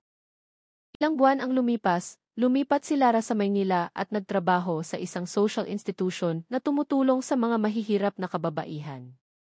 Sa tuwing nakakakita siya ng isang matandang nagtitinda sa gilid ng daan, naaalala niya si Tia Elena.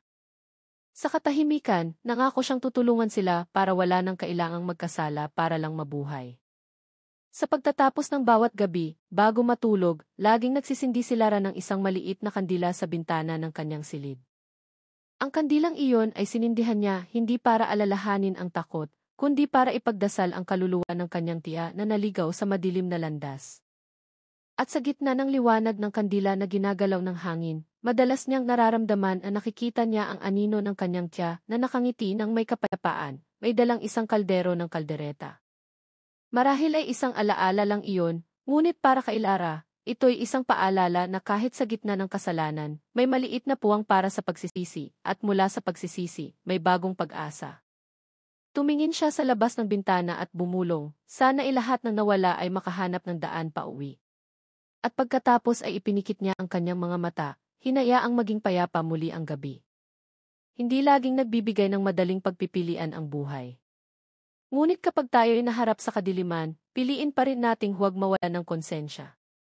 Dahil mula sa isang tapat na konsensya, magbibigay ang Diyos ng liwanag, gaano man ito kaliit.